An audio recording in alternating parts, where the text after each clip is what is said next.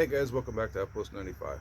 Today we're going to talk about a summertime trapping opportunity that's easy to learn on and it's close to home usually. Specifically trapping gophers out of your yard. I think it's a great way of learning. It's how I learned how to trap as a kid. Make sure you always follow your state game laws. Thanks for joining us today, and I hope you learned something. Okay, what we've got here is a fresh gopher hill. And then you can see that coloration of the dart's a little different here than the older one. Got some basic equipment here.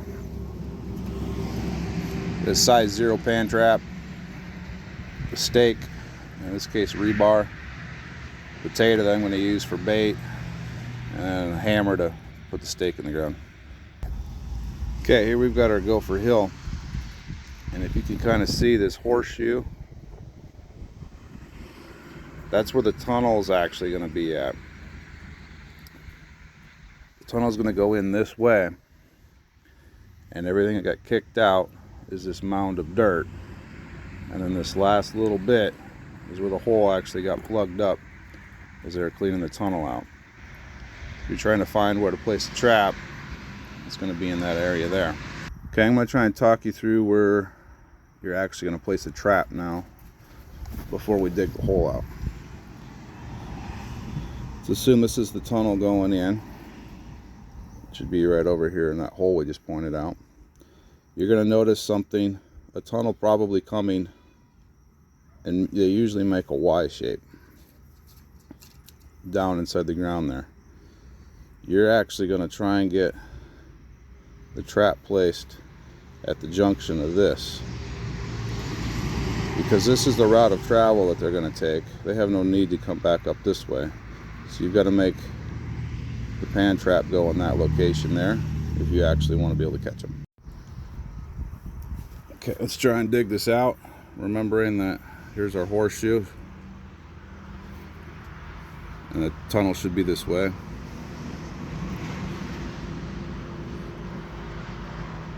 I can feel my fingers already pushing through into an open space here.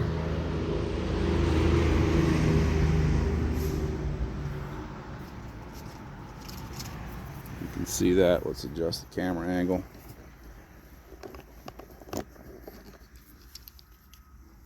So immediately following that likely path, we found where the tunnel's at.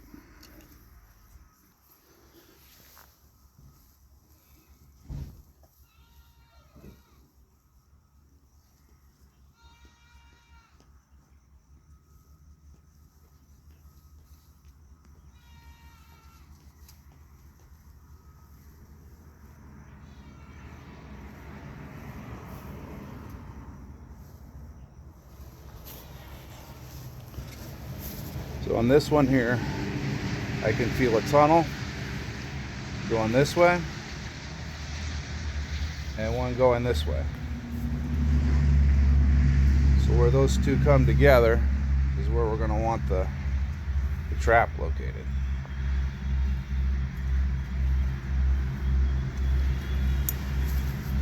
I'm going to prep the area where we're going to bed the trap. You need it to be the size of the trap and then room for the spring so that everything sits flush.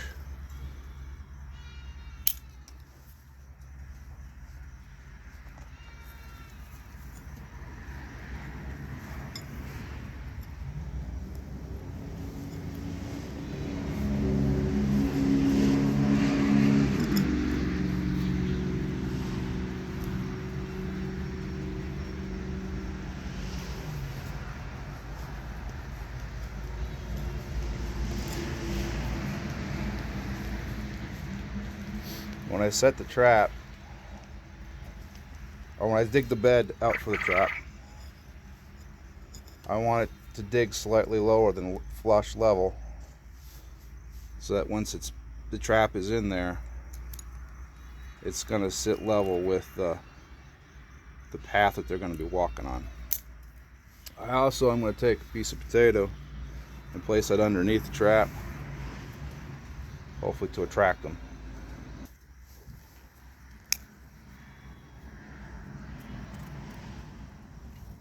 I'll score the potato.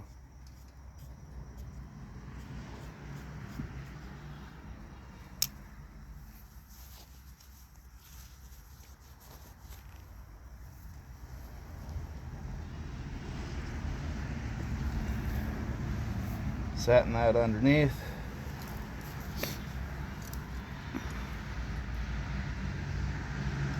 Set your trap.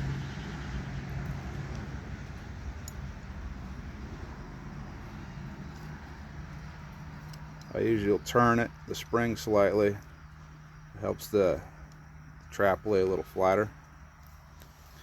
Check your size plate of your hole here. Usually the spring needs more.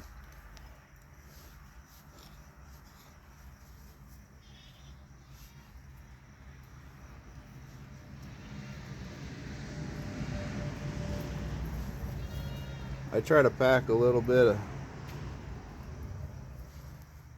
dirt around so it beds it a little bit better.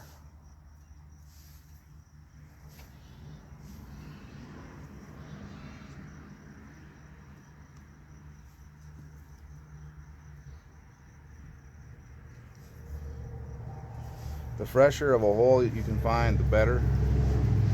You know if there's recent activity there.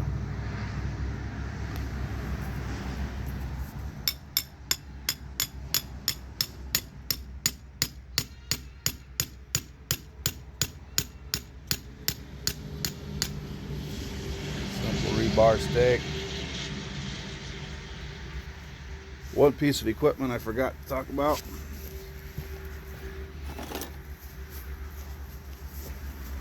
You need something to cover the hole back up.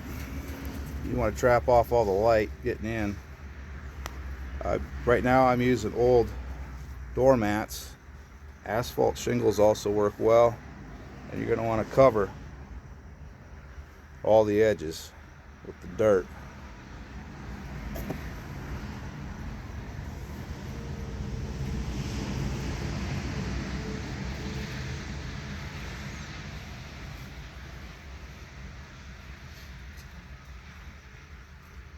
And then that's it.